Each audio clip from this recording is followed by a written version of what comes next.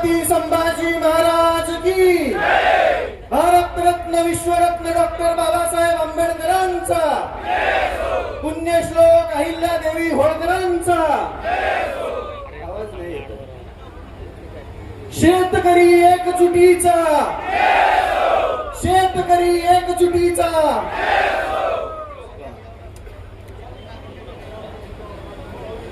सरकारने कर्जमाफी दिली, अर्ज GR काढायची घाई केली आणि त्याच्यामध्ये सगळ्यात जास्त जाचकाठी लावल्या. मला सर्वात सुरुवातीला हे मेन्शन करायचं की ही कर्जमाफी फसवी असणार आहे हे आधीच माहिती होतं. जेव्हा काही दिवसांपूर्वी शेतकऱ्यांच्या नावाने आंदोलन झालं आणि मुंबईला बोलून त्याच्यामध्ये काही झालं, त्यावेळेसच समजलं होतं की सरकार फक्त शेतकऱ्यांच्या तोंडाला पानं पुसायचं काम करणार आहे. काम करणार आहे माहित होतं, ते पुढे जाऊन सिद्धही झालं. काहींना आमदारकी भेटली, काहींना वचनं भेटली, पक्ष विलीन झाले आणि सरकारने त्यानंतर GR काढला. GR मध्ये 2 अटी अशा आहेत ज्याच्यामध्ये अख्खी कुट्टी टोकलेली आहे. ज्या शेतकऱ्यांनी 2019च्या कर्जमाफीमध्ये लाभ घेतलेला आहे अशा शेतकऱ्यांचं कर्ज माफ होणार नाही. त्याच्यामध्ये तुम्हाला 50,000 लाभ भेटेल, परंतु तुम्हाला जे कर्ज आहे, तुमचं जे थकीत कर्ज आहे, ते कर्ज तुम्हाला 1 ना 1 रुपया आधी भरावं लागेल. मग याला कर्जमाफी म्हणायची की फडणवीसांनी सुरू केलेली बँकांसाठीची कर्ज वसुली, हा प्रश्न पडला आहे. दुसऱ्यामध्ये बी सेम तीच अट आहे, काहीच नाहीये. याच्यामध्ये महाराष्ट्रातील जवळजवळ 36 लाख शेतकऱ्यांचं नुकसान होणार आहे. मग कर्जमाफी द्यायचीच होती तर सरसकट द्यायची ना, ढोंग कशाला करायचं? जर तुम्हाला शेतकऱ्यांचा एवढाच कळवळ आहे तर सरसकट द्यायची. पण नाही, आजपर्यंत तुम्ही 2014 पासून बघत आलेला आहात. समिती आणि निकषांमध्ये सरकार फसलेलं आहे. मागच्या 10 ते 12 वर्षामध्ये जेवढं काही सरकार आली त्याच्यामध्ये मध्ये एक कर्जमाफी झाली, त्याच्यामध्ये सरसकट दिली होती. पण यांनी 2 कर्जमाफ्या दिल्या, त्या 2 कर्जमाफ्यामध्ये फक्त निकष लावलेले, त्याच्यामध्ये दुसरं काहीच नाहीये. या निकषांमध्ये शेतकऱ्याला कोणतीही कर्जमाफी भेटत नाहीये. माझ्या वडिलांच्या नावावरती 35,000 रुपयाची सोसायटी आहे. मागच्या वेळेस मी तो 50,000चा लाभ भेटला नाही, यावेळेस मी भेटणार नाही. मग कसं म्हणायचं की माझ्या शेतकऱ्याला, माझ्या शेतकरी राजाला कर्जमाफी भेटते म्हणून? जी मुख्य मागणी आहे, हेच मुख्यमंत्री देवेंद्र फडणवीस साहेब म्हटले होते की मी सत्तेमध्ये आल्यानंतर शेतकऱ्यांचा सातबारा करणार, कोरा कोरा कोरा कोरा कोरा. पण हा कोरा करायच्या नादामध्ये त्या शेतकऱ्यांच्या सातबाऱ्यावरती बोजा चढवायचं काम हे सरकार करत आहे. या सरकारच्या काळामध्ये विचार करा तुम्ही, कोणतीही सबसिडी शेतकऱ्याला भेटत नाही, कोणत्याही योजनेचे पैसे योग्य वेळेवरती शेतकऱ्याला भेटत नाही, खताचे औषधाचे भाव गगनाला भिडले, कोणताही हमी भाव योग्य प्रकारे शेतकऱ्याला भेटत नाही. कांदा 2 रुपयाने विकावा लागतोय. शेतकरी अक्षरशः देशोधडीला लागायला लागला आणि इथलं सरकार म्हणतंय आम्ही शेतकऱ्यांच्या हिताचं. अरे घंटा तुम्ही हिताचे, लई शिव्या येतात पण इथं देऊ शकत नाही. यांच्या विरोधात बोलतो म्हणून 2 दिवसापूर्वी 2 अकाउंट उडवले. अरे अकाउंट उडवले म्हणजे आवाज दबत असतो का? येता येता दुसरं उडवलं 5 लाखाचं. एवढे घाबरले कारण की शेतकऱ्यांची एकजूट व्हायला लागली, शेतकरी एकत्र यायला लागलाय. दादांनी सुरुवातीला आंदोलन चालू केलं, कांद्याच्या आंदोलनामध्ये बघा, सुरुवातीला 12 रुपये 35 पैसे वाढवलं. जशी जशी शेतकऱ्यांची एकजूट वाढायला लागली, दादांचा तीव्र विरोध चालू झाला. त्यानंतर 15 रुपयाच्या वर भाव केला, आता काहीतरी 16.5 रुपये केलाय. मग तुम्ही असं खुडत देण्यापेक्षा एक खट्या का देत नाही? गोष्टी देत असताना तुम्हाला सतत समिती आणि निकष का लागतात? आणि तुमचा तो पात्र शब्द नेमका कोणत्या पुस्तकात आलाय तो एकदा बघावा लागेल. नेमका यांनी कोणत्या पुस्तकातून अभ्यास केलाय? कोणतीही गोष्ट मागितली की पात्र शब्द टाकणार. त्या पात्र शब्दामध्ये शेतकऱ्यांची अख्खी कर्जमाफी ही फसवी झाली. शेतकऱ्यांच्या हाती काहीही भेटणार नाही. शेतकऱ्याच्या हातामध्ये फडणवीस सरकारने गाजर द्यायचं काम केलंय. आणि कोणी बोललं की एक तर त्याच्यावर गुन्हे दाखल होतात, एक तर त्याचे अकाउंट बंद होतात आणि त्याला जेलमध्ये डांबल्या जातं. शेतकऱ्यांच्या हितासाठी बोलत असताना काही भांडवळ परत अजून खाली कमेंटमध्ये बोलतात की हे फक्त स्टंट चालू आहे वगैरे वगैरे. एक दोन दिवस उपाशी येऊन बसा की 4-5 तर भांडवळ सोडलेत सरकारने. अक्षरशः संविधानिक पदावरती असताना भिकार चोटासारखं बोलतात हे, दलिंदरासारखं. अरे तुमच्या मनामध्ये एवढी नीचता भरलेली आहे, तुम्ही माणसं नाहीत, राक्षस आहात. तुमच्याकडून शेतकऱ्यांचं भलं होईल याची अपेक्षाच नाहीये. पण आम्ही पण खमकेत, आम्ही पण शेतकरी आहेत. आम्ही आतापर्यंत आमचं रुग्ण त्या अवतावरती धरून 2 फूट आतमध्ये आऊत खुपसलंय शेतामध्ये. आमच्या शेतीची मशागत केलीये. तेच रुग्ण काढून, तेच रुग्ण हातामध्ये घेऊन तुमच्या डोक्याची आणि तुमच्या ढुंगणाची मशागत करायला आम्हाला वेळ लागणार नाहीये. आमच्या आसुडाचा आवाज ऐकला तर तुमच्या कानातून रगात निघल. त्यामुळं सुधरा, या 2 अटी मागे घ्या. सर्वसामान्य शेतकऱ्याला कर्जमाफीचा लाभ भेटू द्या. बँकांचे वसुली एजंट असल्यासारखं वागू नका, अन्यथा याचे परिणाम संपूर्ण महाराष्ट्रभर दिसतील. आज ही मूठ वज्रमूठ एवढी मोठी होईल की या वज्रमुठीने तुमच्या डोक्यावरती प्रहार केला तर कुठे पाताळाला जाताल समजणार पण नाही. अरे यांना लाजा वाटायला पाहिजे. देत असताना जरा नीट तरी द्यायचं ना. निकष लावून द्यायचे तर द्यायचं ढोंग कशाला करायचं. मतांपुरता शेतकरी लय महान असतो यांच्या नजरेमध्ये.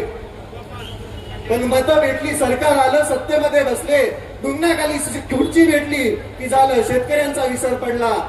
कर्जमाफीचं गुऱ्हाळ मागचं 1 वर्ष चालू आहे माहितीये. आता GR काढलाय. GR काढताना म्हणले की आचारसंहिता झाल्यावर, मग GR ते आचारसंहिता झाल्यावरच काढायचं ना.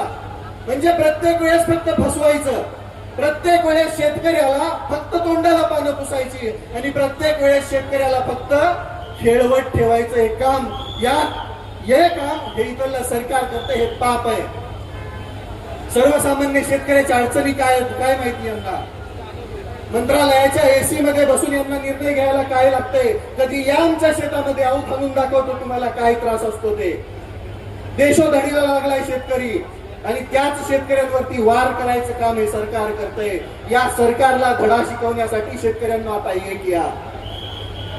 जात धर्म पंथ सगळं बाजूला ठेवा, ते पक्ष बाजूला ठेवा आणि आता एक या. आजपर्यंत शेतकऱ्यांची एकजूट झाली नाही, म्हणून सगळ्यात जास्त अन्याय कोणावरती झाला असेल तर तो शेतकऱ्यावरती झालेला आहे. 1 लाख कोटीचे प्रोजेक्ट आहेत त्यांचे, त्याच्यामध्ये सगळ्यात जास्त नुकसान शेतकऱ्यांचं आहे. ज्या शेतकऱ्यांकडे 4-2 एकर जमीन आहे ती घेण्याचा पण घाट या सरकारने घातलाय. शक्तीपीठाचं तुम्हाला माहितच असेल. ज्याची आवश्यकताच नाही, ज्याला समांतर महामार्ग आहे, तरी पण यांना तिथं घालायचंय. कारण की सरकारनं शेतकऱ्यांच्या जमिनी घ्यायच्या, त्या कॉन्ट्रॅक्ट मधून पैसे कमवायचे आणि शेतकरी देशोधडीला लावायचा. माझी स्पष्ट मागणी आहे सरकारला, तुम्ही जर या 2 चाचकाठी लवकरात लवकर मागे घेऊन सरसकट सर्व शेतकऱ्यांना 2 लाखांपर्यंत कर्जमाफी नाही दिली तर आम्ही मंत्रालयावर पण धडकायला कमी करणार नाही. आम्ही त्यावेळेस आमच्या हातात रुंग असेल आणि खांद्यावरती आसूड असेल, त्याचा वार आणि त्याचा आवाज तुमच्या कानामध्ये घुमल्यावरती तुम्ही लाईनीवरती येणार, वटणीवर येणार. वाटोळं झालंय शेतकऱ्यांचं. कोणत्याही योजनेला निधी नाहीये, फंड नाहीये. सर्वसामान्य शेतकऱ्याच्या आता पेरण्या तोंडावरती आहे, बियाणं व्यवस्थित उपलब्ध नाहीये. या वर्षी तर दुष्काळाचं सावट आहे. तो मुख्यमंत्रीच म्हणताय की 1950 सारखा दुष्काळ. मग याच्यामध्ये शेतकरी कसा जगणार नेमका. त्याच्या डोक्यावरती कर्जाचा डोंगर असताना तो सर्वाईव्ह कसा करणार, जगणार कसा आणि तो पुढे त्याचं कुटुंब कसं जगवणार, हा प्रश्न आहे शेतकऱ्यांच्या पुढं. काही नसतंय. सर्वसामान्य शेतकऱ्यांच्या हातामध्ये काही सुद्धा नाहीये. बियाण्यांपासून ते विक्रीपर्यंत सगळं काही सरकार ठरवणार आणि ज्या वेळेस माल येतो त्यावेळेस पण त्याचा भाव बी सरकार आणि आडते व्यापारी ठरवणार. शेतकऱ्याच्या हातामध्ये धतुरा कायमस्वरूपी तेच लागत आले. सर्वसामान्य शेतकऱ्यांना लुटायचं काम इथलं सरकार करत असताना आपण शांत बसून चालणार नाही. माझी त्या सर्व महाराष्ट्रातील शेतकऱ्यांना विनंती आहे, आज आमदार रोहितदादा पवारांच्या पाठीमागे उभं राहावं लागेल. 3 दिवसापासून पोटात अन्नाचा कण नाहीये. हे आपल्यासाठीच चालू आहे. जर माफी झाली तर ते सगळे 36,000 शेतकरी त्या निकषांमध्ये बसणार आहे. त्या 36 लाखांपैकी कमीत कमी 36,000 तरी इथं दिसायला पाहिजेत. ज्याच वेळेस इथल्या सरकारवरती दबाव बसणार आहे. माझी महाराष्ट्रातील सर्व शेतकऱ्यांना विनंती आहे, कुठं बी असा पण पंढरपुरात दिसा. आजपर्यंत तुम्ही वारकरी बनून इथं आला होता, आता एकदा शेतकरी बनून पंढरपुरात यायची वेळ झाली आहे. आमदार रोहितदादा पवारांचे हात बळकट करायची वेळ झाली आहे. हे तुमच्यासाठी चालू आहे फक्त. याच्यामध्ये कोणता स्वार्थ, कोणता स्टंट किंवा अजून काही नाहीये. मुळातच या राज्यामध्ये विरोधक ठेवायचाच नाही असा सरकारचा घाट आहे. त्याच्यासाठी 4-2 भिकारचोट सोडलेली येतं. काल एक जण बकवास करत होता, दलिंदर. अरे 2 मारावे वाटते, आई शपथ सांगतो. नाव घेतलं लई बुडाला आग लागल, घेणार नाही. तुम्हाला समजून गेला असेल. लाजा वाटत नाही का तुम्हाला बोलत असताना? लाजा. अरे जनाची नाही मनाची तरी ठेवा ना. कोणीतरी शेतकऱ्यांसाठी लढत असताना तो स्टंट कसा असू शकतो? आम्ही तर तुमच्या सरकारमध्ये घेतलेल्या त्या कडूला मी पाठिंबा दिला होता ना. निघाला भिकार चोट, आम्ही काय करावं त्याला? शेतकऱ्यांच्या जीवावरती पोळी भाजणारी माणसं अशीच असतात. पण इथं नाहीये ना तसं. मागचा जर विचार केला तुम्ही तर कांदा आंदोलनामध्ये शेतकऱ्यांचा फायदा झाला दादांनी आंदोलन केल्यानंतर. मग या आंदोलनाचा पण फायदा शेतकऱ्यांना होणार आहे हा विश्वास आहे आम्हाला. आणि आम्हाला माहिती आहे की हे स्वाभिमानाचं रक्त आहे, हे शेतकऱ्यांसाठी लढणारं रक्त आहे. म्हणून आमचा जाहीर पाठिंबा दादाला आहे. आता माघार नाही. जोपर्यंत या 2 चाचकाठी सरकार रद्द करत नाही, जोपर्यंत सरसकट सर्व शेतकऱ्यांना 2 लाखांपर्यंत कर्जमाफी सरकार देत नाही, तोपर्यंत आम्ही माघार घेणार नाही. आता आम्ही शांततेमध्ये आहोत. आता आम्ही शांत बसून आहोत. याचा अर्थ असा नाही की आम्ही शंड आहोत. आम्हाला लढायचंही माहितीये. छत्रपती शिवरायांचा वारसा सांगतो आम्ही. डॉक्टर बाबासाहेब आंबेडकरांनी दिलेलं संविधान, त्यांनी दिलेलं सगळं साहित्य वाचून इथं अन्यायाविरुद्ध लढणारे हात आहेत आमचे. सर्वसामान्य शेतकरी शिक्षित नसला, पाठीमागे असला तरी त्याला लढायचं कसं हे माहितीये. आम्ही लढणार, तोपर्यंत लढणार जोपर्यंत शेतकऱ्यांना त्यांचा हक्क भेटणार नाही. आम्ही लढत राहणार, शेवटच्या श्वासापर्यंत लढत राहणार. उद्ध्वस्त व्हायला लागली आहे शेती, उद्ध्वस्त व्हायला लागलाय शेतकरी, आणि उद्ध्वस्त व्हायला लागलेत शेतकऱ्यांची कुटुंब. आमच्या शेतीवरतीच आमची लेकरं मोठी होतात, शाळा शिक्षण घेतात. पण नाही, बाकी काही असेल, फक्त आणि फक्त शेतकऱ्यांचं रक्त पिण्याचं काम इथलं सरकार करत असेल तर यांना धडा शिकवायची वेळ आली आहे. आणि माझी त्या प्रत्येक स्टंट बनणाऱ्या भिकार चोटाला विनंती आहे. त्या आझाद मैदानामध्ये लोळत असताना आम्ही बघितले डुकरावानी. तुझे कसले स्टंट होते आम्हाला बी माहिती आहे. आणि जर लईच हिंमत आहे तर माझा पट्ट्याचा आता चॅलेंज आहे. 15 दिवस तू शेतकऱ्यांसाठी उपाशी राहा, तेव्हाच तू आम्ही समजू की तू बी शेतकऱ्याची औलाद आहे. तू पण शेतकऱ्यांसाठी लढतोय, तू पण सरकारमध्ये राहून शेतकऱ्यांच्या हक्कासाठी भांडतोय. काही हिंमत नाही. सत्तेच्या वळचणीला बसणारी ही बांडगुळ कधीच सर्वसामान्य शेतकऱ्यांचं हित बघू शकत नाही. आणि जो शेतकऱ्यांसाठी लढतोय त्यांना पाठीमागे ओढण्याचं काम इथले हीच बांडगुळ करतायत. अजून एक होत, मंत्री पाठीमागून येऊन समजलं असेल म्हणजे शेतकऱ्यांच्या नावाने वोट बँक. अरे वोट बँक तर तुम्ही चोरली शेतकऱ्यांची, शेतकऱ्यांना खोटी आश्वासनं देऊन. आणि प्रत्येक वेळेस राजकारण नसतं, कधी कधी समाजकारण आणि शेतकरी पण असतो तो बघा. आणि इथून पुढे शेतकऱ्यांवरती कोणी अपशब्द बोलत असेल, शेतकऱ्यांना मागं ओढत असेल तर त्या भिकार चोटाला धडा शिकवायचं काम शेतकरी करेल. इथून पुढे शेतकऱ्यांना कोणी बोलायचा प्रयत्न करेल, मागं ओढायचा प्रयत्न करेल, शेतकऱ्याला नीच दाखवायचा प्रयत्न करेल तर तिथल्या तिथं त्याला धडा शिकवला जाईल. त्याच्या डुंगणावरती चाबकाचे आसुडाचे वार उमटवले जातील. ही वस्तुस्थिती आहे. लढावं लागेल राजांनो. ज्या सरकारला आपण स्पष्ट बहुमतामध्ये निवडून दिले, आता कसं निवडून आले ते तुम्हाला बी माहिती आहे. पण ते निवडून दिल्यानंतर आपल्यासाठी काम करायचं सोडून हे स्वतःची घरं भरण्याचं काम करतायत. आणि ही घरं भरत असताना आपल्याला लढावं लागेल, कारण की या राज्यामध्ये विरोधी पक्षनेता आपण ठेवलेला नाहीये. आपली चूक आहे ती. कधी पण मतदान देताना निम्म देत जा. इथून पुढे म्हणजे आपले हक्क मिळत असताना निदान विरोधी पक्षनेता असेल आणि विरोधात विरोध नसतोच, हा मुळात हक्क मागण्यासाठी केलेला हा अट्टहास असतो. उपाशी राहायला कोणालाही आवडत नाही. 12 तास जर जेवण नाही केलं तर डोकं भनभन भनभन भनभन करतं, अंग थरथर कापतं, समजत नाही काही. त्या परिस्थितीमध्ये जर कोणी उपोषण करतंय तर त्याला पाठबळ देणं आपलं काम आहे. माझा स्पष्ट शब्दामध्ये या सरकारला इशारा आहे, तुम्ही लवकर वटणीवरती या, नाहीतर आम्ही या पंढरपुरातून तुमच्या मंत्रालयामध्ये यायला वेळ लावणार नाही. आणि त्यावेळेस 1-2 नाही, 1 शेतकरी लाख शेतकरी असेल, त्यावेळेस तुम्हाला खरं समजेल शेतकऱ्यांची ताकद. शेतकऱ्यांसाठी लढत असताना सगळ्यात जास्त त्रास हा सरकारच सर्वसामान्यांना देत आहे. तुम्ही तर बघितलं, आता मी तुम्हाला दिसत नसेल कुठं, पण तुमच्या हृदयावरती नाव कोरलेलं आहे. ओळखता ना सगळे? सकाळी सकाळी 5 लाख सोडवलं, काय फरक पडणार त्याने? काय फरक पडणार सांगा ना? ज्या लोकांच्या हृदयामध्ये क्रांतीची मशाल पेटवणारा तो क्रांतीवीर हा शेवटपर्यंत क्रांतीवीरच असतो. शेवटपर्यंत तो क्रांतीची मशाल त्या सर्वसामान्यांच्या हृदयामध्ये पेटूनच जातो. त्याच कर्जमाफी, फसव्या कर्जमाफीच्या विरोधामध्ये क्रांतीची मशाल आमदार रोहितदादा पवारांनी पेटवायचं काम केलंय. आमचा त्याचा जाहीर पाठिंबा आहे. तुम्ही सर्वजण कायमस्वरूपी, जोपर्यंत या चाचकाठी रद्द होत नाही तोपर्यंत आम्ही इथून हलणार नाही. आता आम्ही माघार घेणार नाही. आणि तुम्हाला वाटत असेल इग्नोर करताल, तर इथून पुढे महाराष्ट्रातील त्या चौकामध्ये त्या प्रत्येक शेतकऱ्याने जमायचंय आणि इथल्या सरकारला धडा शिकवण्यासाठी, इथल्या व्यवस्थेला धडा शिकवण्यासाठी प्रशासनाला निवेदन देऊन त्या प्रत्येक ठिकाणी आंदोलन करायचंय. तुम्ही पंढरपूरला येऊ शकत नाहीयेत ना, तर महाराष्ट्रातल्या कोणत्याही कोपऱ्यामध्ये तिथून आंदोलन करा आणि आमदार रोहितदादा पवारांना पाठिंबा द्या. त्याच्यामध्येच तुमची लढाई यशस्वी होईल आणि तुम्हाला तुमचा हक्क, तुम्ही मागितलेली कर्जमाफी भेटण्याचं काम होणार आहे. त्यामुळे एकत्र या, लढा, एकत्र आला तरच आपल्याला आपला हक्क भेटणार आहे.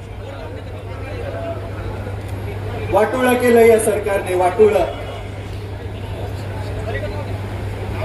कधी बघा जाऊन सर्वसामान्य शेतकऱ्याच्या शेतामध्ये जाऊन, बांधावरती जाऊन परिस्थिती.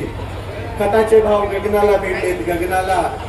बियाणं भेटणार नाही अजून 2-4 पाऊस झाले तर. आधी स्टॉक झाला काही जणांकडे, मग हळूहळू बाहेर काढणार. मगाशी मी एक पोस्ट वाचली, लई इंटरेस्टिंग होती, लई इंटरेस्टिंग. आपल्या अन्न आणि औषध भेसळ प्रशासनाचे आयुक्त म्हणून तुकाराम मुंडे साहेबांची विनंती, आपल्या नियुक्ती केली आहे. मग देवेंद्र फडणवीस साहेबांच्या पेजवरती एक पोस्ट होती बीजेपी मुंबईच्या, की देवेंद्र फडणवीस साहेबांची कामगिरी, इथून पुढे गुटखा विकणाऱ्यांवरती मोकोका कारवाई होणार. आणि याच्या 6 महिने आधीच नरहरी झिरवाळ साहेब म्हणले होते की आम्ही बी मोकोका कारवाई करणार, पण एकावरती झाली नव्हती. कालपासून सगळ्यांवरती व्हायला लागली. म्हणजे एक माणूस सिस्टीम मधला काय करू शकतो, हे बदल घडू शकतो, हे तुम्ही बघता. पण त्याचं श्रेय लगेच दुसरे घेणार, बरोबर की नाही? तसाच अधिकारी जर आमच्या शेतकऱ्यांसाठी असणाऱ्या कृषी विभागाला असला तर मामा पळूनच जातील लगेच, बरोबर की नाही? परवा दिवशी तर म्हणे एका शेतकऱ्याला, माझ्याकडे त्या शेतकऱ्याचा अक्षरशः ऊस जळाला होता. ऊस किती असंवेदनशील असतात ही माणसं, तुम्ही बघा. ऊस जळाला, त्या शेतकऱ्याने उन्हात बसून आंदोलन केलं. त्याला पाणी सोडण्याचं आश्वासन भेटल्यानंतर आंदोलन मागे घेतलं. त्याची मागणी होती फक्त जळालेल्या ऊसाचा पंचनामा करा. अतिवृष्टीचे पैसे अजून आले नाहीत शेतकऱ्याच्या खात्यात. कोणत्याही विम्याचे पैसे मागच्या 2-4 वर्षात शेतकऱ्याच्या खात्यात आलेले नाहीयेत. पंचनामा करण्यासाठी कृषी मंत्री म्हटले की हे माझ्याकडे नाहीये, तुम्ही तुमचं बघा, तुम्ही मोठी माणसं आहेत. हे मनाने भिकारडे असणारी लोक आहेत. मनाने, पैशाने लय श्रीमंत आहेत, पण मनाने अक्षरशः भिकारडे. कारण की यांच्या मनामध्ये शेतकऱ्यांसाठीचा कसलाच प्रेम नाहीये, ना भाव आहे, ना शेतकऱ्यांचं भलं करण्याची ताकद आहे यांच्यामध्ये. पण आम्ही शेतकरी पण खमके येत, आम्ही शेतकरी पण असे तसे नाहीयेत, आजचे कच्चे बच्चे नाहीयेत. आमच्यामुळेच तुम्ही आहेत, तुम्हाला उद्ध्वस्त करायला आणि तुम्हाला उकडून फेकायला या शेतकऱ्यांच्या लेकरांना शेतकऱ्यांना वेळ लागणार नाही. त्यामुळे सुधरा बांडगुळांनो आणि शेतकऱ्यांची सरसकट कर्जमाफी करा. शेतकऱ्यांना 2 लाखापर्यंतचा कर्जमाफीचा लाभ सरसकट द्या. तसल्या अटी तटी तुमच्याकडेच ठेवा. तुम्ही पैसे कमवताना तुम्ही भ्रष्टाचार करताना अटी तटीच लावतात का याचा पण विचार करा. परत एकदा सांगतो, रविराज साबळे पाटीलच नव्हे, या महाराष्ट्रातला तो सर्व शेतकरी, ज्या शेतकऱ्याला आज गरज आहे कर्जमाफीची, ज्या शेतकऱ्याला गरज आहे त्यांच्या हक्काची, तो प्रत्येक शेतकरी आमदार रोहितदादा पवारांच्या आंदोलनाला या उपोषणाला पाठिंबा देत आहे.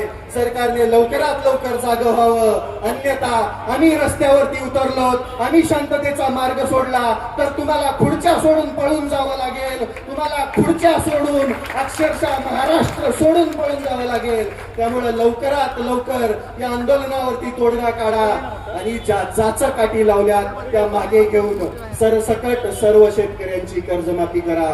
एवढं बोलतो. माझ्या पाठीमागे एकदा घोषणा देताल, जय जवान जय किसान, जय जवान जय किसान, भारत माता की जय, छत्रपती शिवाजी महाराज की जय, धर्मवीर छत्रपती संभाजी महाराज की जय, डॉक्टर बाबासाहेब आंबेडकरांचा विजय असो, अहिल्यादेवी होळकरांचा विजय असो, जय जवान जय किसान, जय जवान जय किसान. धन्यवाद. जय हिंद, जय महाराष्ट्र. शेतकरी